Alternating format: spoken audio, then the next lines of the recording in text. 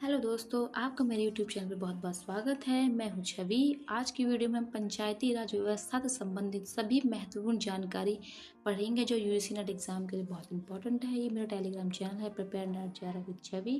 Daily videos की timing 12:18 पर है। वीडियो स्टार्ट करने से पहले हमसे पहले कुछ प्रीवियस ईयर देखते हैं। एक आइडिया देने के लिए मैं आपको कुछ एक दो प्रीवियस ईयर दिखा रही हूँ कि क्वेश्चंस एक्चुअली में पूछे क्या जा रहे हैं, क्योंकि उसी डायरेक्शन में हमें पढ़ाई करनी चाहिए जैसे क्वेश्चंस पूछे जा रहे हैं। सबसे पहला क्वेश्चन जो 6 जनवरी 2025 को आया है, आप देख सकते हैं। पंचायती राज संबंधी समितियों को कालक्रम अनुसार व्यवस्थित करना है, यानी कि समितियों को हमें अरेंज करना है, वो भी कालक्रम से। नेक्स्ट क्वेश्चन 6 मार्च 2024 को आया है। पंचायती राज व्यवस्था पर अशोक मेहता समिति की अनुशंसाओं के बारे में निम्नलिखित में से कौन सा कथन सही है। अब देख सकते हैं जो अशोक मेहता समिति ने कुछ अनुशंसाएं दी थी उनके बारे में पूछा जा रहा है, यानी कि क्वेश्चंस हमसे अरेंज में भी पूछ रहा है और कुछ इंपॉर्टेंट समितियों की जो अनुशंसा है उनके बारे में भी पूछ रहा है। चलिए वीडियो स्टार्ट करते हैं। सबसे पहले हम ग्रामीण स्थानीय सुशासन के बारे में पढ़ते हैं, जिसमें स्थानीय शासन संबंधित विषय संविधान की 7वीं अनुसूची के राज्य सूची में रखे गए हैं। ये भी इंपॉर्टेंट लाइन है। लॉर्ड रिपन को भारत में स्थानीय सुशासन का जनक माना जाता है। जनवरी 1957 में भारत सरकार ने सामुदायिक विकास कार्यक्रम 1952 तथा राष्ट्रीय विस्तार सेवा 1953 द्वारा किए गए कार्यों की समीक्षा के लिए एक समिति गठन के से बलवंत राय मेहता समिति कहा जाता है। तो आप देख सकते हैं बलवंत राय मेहता समिति की यहाँ पे सिफारिशें बताई गई हैं। गठन 1957 जनवरी, रिपोर्ट 1957, लोकतांत्रिक विकेंद्रीकरण पर बल दिया, 3 स्तरीय पंचायती राज पद्धति की स्थापना। सबसे इंपॉर्टेंट लाइन यही है, तो इस पर आपको ध्यान रखना है। स्क्रीन पॉज कर भी सकते हैं आप और आराम से भी पढ़ सकते हैं। मैं थोड़ा जल्दी जल्दी पढ़ रही हूँ क्योंकि वीडियो की लेंथ काफ़ी लंबी हो जाएगी। चलिए नेक्स्ट स्लाइड देखते हैं। समिति की इन सिफारिशों को राष्ट्रीय विकास परिषद द्वारा जनवरी 1958 में स्वीकार किया गया। बलवंत राय मेहता समिति की सिफारिशों की बात चल रही है यहाँ पे।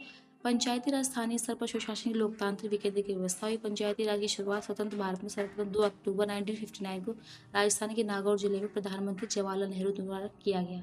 आंध्र प्रदेश का गठन हुआ 1 नवंबर 1959, असम, तमिलनाडु, कर्नाटक 1960, महाराष्ट्र 1962। तो ये कुछ इन्फॉर्मेशन है, ये बहुत इंपॉर्टेंट है। वैसे तो चाहे तो मैं आपको सिर्फ सीधा बता सकती थी कि ये समितियां हैं और इनको अरेंज कर दीजिए, लेकिन सिर्फ वो पढ़ने से काफ़ी नहीं होगा। थोड़ा हमको बैकग्राउंड भी पता होना चाहिए, क्योंकि हमें नहीं पता एग्जाम में कैसा क्वेश्चन आ जाए। क्या पता अगली बार कुछ बेसिक डिटेल्स पूछ ले, तो बेसिक डिटेल्स भी आपको पता होनी चाहिए। तो नेक्स्ट अशोक मेहता समिति की सिफारिश है, जिसका गठन 1977, रिपोर्ट 1978, द्विस्तरीय पंचायती राज व्यवस्था की उन्होंने बात करी है। तो काफ़ी इंपॉर्टेंट है, अभी क्वेश्चन पूछा भी गया है। चलिए नेक्स्ट देखते हैं।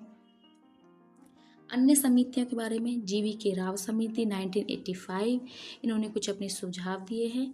LM सिंघवी समिति 1986, जिन्होंने पंचायती राज संस्थाओं को संवैधानिक रूप से मान्यता देने, उनके संरक्षण की आवश्यकता पर बल दिया।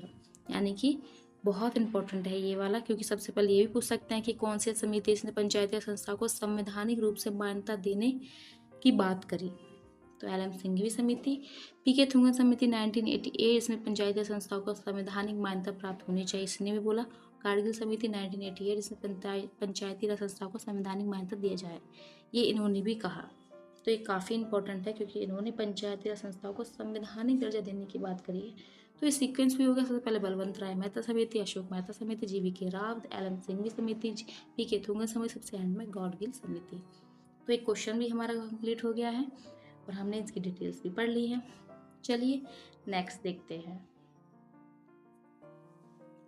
PV नरसिम्हा राव सरकार ने सितंबर 1991 में 73वां संविधान संशोधन विधेयक लोकसभा में पेश किया था। लोकसभा द्वारा 22 दिसंबर 1992 को पारित किया। राज्यसभा द्वारा इसको भी 1992 में पारित हुआ। 14 राज्यों की विधानसभाओं द्वारा मान्यता दी गई। राष्ट्रपति की स्वीकृति इसको 1993 में मिली और ये प्रभावी हुआ 24 अप्रैल 1993 को।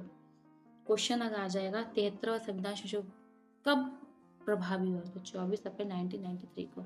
नेक्स्ट, तो हम 73वें संविधान संशोधन की विशेषताएं पढ़ते हैं, जिससे नया भाग जुड़ा 9, 11वीं अनुसूची जुड़ी गई और अनुसूची में कितने विषय हैं 29। अनुच्छेद 243 से 243 तक। अनुच्छेद 243 पंचायत की संरचना संबंधित है। इसमें मतलब पूरी डिटेल्स आपको दी गई है, तो आप इसको अच्छे से पढ़ सकते हैं। काफ़ी इम्पोर्टेंट है, डिटेल्ड जानकारी मैं आपको प्रोवाइड करा रही हूँ कि अगर कुछ भी क्वेश्चन आए पंचायती राज से रिलेटेड, आप इजीली उसको टैकल कर सकते हैं। तो आप यहाँ पे पढ़ सकते हैं, पंचायती राज व्यवस्था के अंतर्गत सबसे निचले स्तर पर ग्राम पंचायत होगी। 3 स्तरीय पंचायत राज व्यवस्था की बात करी गई। इसमें अनुसूचित जाति जनजाति के लिए स्थान आरक्षित होंगे, महिला के लिए 1/3 स्थान आरक्षित होगा, किंतु बिहार सर्वप्रथम, मध्य प्रदेश, उत्तराखंड आदि राज्यों द्वारा महिलाओं को 50% आरक्षण दिया गया। ये भी काफ़ी इंपॉर्टेंट नॉलेज है, आप अच्छे से इसको पढ़ सकते हैं और इससे आप बाहर रेयर ही कोई क्वेश्चन आएगा अगर यूजीसी नेट कुछ और ही सोचे। वैसे तो कुछ ऐसा होगा नहीं, लेकिन इससे आप इजीली जो भी क्वेश्चन आ रहे हैं उसको टैकल कर सकते हैं। चलिए अपना नेक्स्ट स्लाइड देखते हैं आगे क्या है। चलिए स्टार्ट। ग्राम पंचायत और स्थानीय मूल्यों पर कर लगाया जाता है, वही उसके बारे में ही है। 73वें संविधान संशोधन की अगली स्लाइड है ये। पंचायती राज का कार्यकाल पंचायतों का 5 साल होगा और राज्य की सिंचाई निधि से इन पंचायतों का अनुदान दिया जाएगा। राज्य वित्त आयोग की सिफारिशों पर पंचायतों का अनुदान दिया जाएगा। राज्य निर्वाचन आयोग पंचायतों के चुनाव को संपन्न करवाता है। बहुत इंपॉर्टेंट है, याद रखिए, राज्य निर्वाचन आयोग पंचायतों के चुनावों को संपन्न कराता है।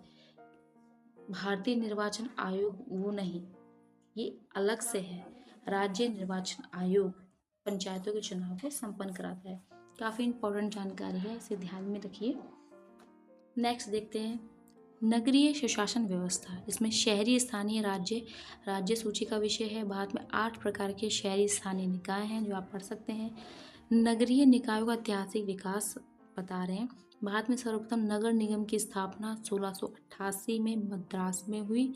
बम्बई तथा कलकत्ता में नगर निगम की स्थापना 1726 में हुई। लॉर्ड मेयो की 1870 के वित्तीय विकेंद्रीकरण संकल्प का स्थानीय सुशासन के विकास में अहम भूमिका रही। लॉर्ड रिपन के 1882 के संकल्प को स्थानीय सुशासन का मैग्ना कार्टा कहा जाता है। काफ़ी इंपॉर्टेंट है ये फैक्ट, याद रखिए। रिपन को भारत में स्थानीय सुशासन का पिता कहा जाता है। ये भी बहुत इंपॉर्टेंट है, क्वेश्चन पूछा भी जा सकता है। रॉयल कमीशन और डिसेंट्रलाइजेशन 1907, इसके अध्यक्ष CEH हॉब्स हाउस थे। भारत सरकार अधिनियम 1935 लागू प्रांतीय स्वायत्तता के अंतर्गत स्थानीय सुशासन को प्रांतीय विषय घोषित किया गया। तो काफ़ी इंपॉर्टेंट जानकारी है, यहाँ से भी क्वेश्चंस बन सकते हैं, आप इन्हें भी अच्छे से याद करिए। कुछ बेसिक नॉलेज हैं जो आपको पता होनी चाहिए, इतना कठिन नहीं है। आप डेली इसको रिवाइज करेंगे, सुनेंगे तो आपको ईजिली याद हो जाएगा। चलिए नेक्स्ट स्लाइड देखते हैं। नगरीय निकायों का संवैधानिक विकास। राजीव गांधी सरकार ने 1989 में 65वां संविधान संशोधन विधेयक पेश किया जो पारित ना हो सका। 74वां संविधान संशोधन अधिनियम 1 जून 1993 को प्रभावी हुआ। ये लाइन बहुत इंपॉर्टेंट है कि 74वां संविधान संशोधन अधिनियम प्रभावी कब हुआ, मतलब कब वो एक्टिव हुआ। 74वें संविधान संशोधन अधिनियम द्वारा संविधान में भाग 9 का 12वीं अनुसूची जोड़ी गई और 12वीं अनुसूची में कुल कितने विषय थे? 18 विषय है, ये आपको याद रखना होगा। अनुच्छेद 243 त से लेकर 243 H तक कुल अनुच्छेद 18 हैं। 3 स्तरीय व्यवस्था है, नगर निगम, नगर पालिका परिषद, नगर पंचायत। नगर पालिका को वार्ड क्षेत्रों में बांटा जाता है। वार्ड क्षेत्र प्रतिनिधि महापौर का चुनाव करते हैं। महापौर किसी नगर प्रथम नागरिक होता है। नगर पालिका की कार्य अवधि 5 वर्ष होती है। SC ST को उनकी जनसंख्या के आधार पर आरक्षण दिया जाएगा। तो ये काफ़ी इंपॉर्टेंट है, देख सकते हैं काफ़ी एग्जाम्स में ये जानकारी पूछी भी गई है। तो UGC नेट में भी एक जानकारी पूछी जा सकती है, तो आप इसे अच्छे से याद करिए। चलिए नेक्स्ट स्लाइड देखते हैं। महिला को 1/3 आरक्षण दिया जाएगा। राज्य विधानमंडल पिछड़े वर्गों के लिए आरक्षण का उपबंध करता है। जिला योजना समिति इसमें है, महानगर योजना समिति, इसके बारे में भी इसमें बताया गया है। ये सारी इन्फॉर्मेशन आपको प्रोवाइड कराने का मेरा सिर्फ एक ही मकसद है कि सिर्फ ऊपर से पढ़ने से एग्ज़ाम क्रैक बहुत रेयर होते हैं, होता ही नहीं है, क्योंकि आपको बेसिक नॉलेज होनी चाहिए कि इसके एक्चुअल में हिस्ट्री क्या है, क्योंकि हमें नहीं पता कि अगली बार क्वेश्चन कैसा आएगा। क्या पता कभी कभी कुछ बेसिक नॉलेज से आ जाए, वो आपको याद ही नहीं है। तो ऐसा नहीं होना चाहिए ना, जो आसान क्वेश्चन है उसको छोड़ना बहुत गलत बात होती है। इसलिए ये पूरी नॉलेज मैं आपको प्रोवाइड करा रही हूँ। ये PDF मैं आपको अपने टेलीग्राम चैनल पर दे दूँगी, तो आप इसको जाके ज्वाइन करिए, आप डाउनलोड कर सकते हैं। मेरी वीडियो आपको अच्छी लगे तो इसे लाइक करें, मेरे चैनल को सब्सक्राइब करें। ये मेरा नया चैनल है और फर्स्ट चैनल है, तो आपका सपोर्ट मेरे लिए मोटिवेशन का काम करेगा। थैंक यू सो मच आप मुझे सुनने के लिए, अपना कीमती समय मुझे देने के लिए। बाय बाय, टेक केयर, ध्यान रखिए, ख्याल रखिए।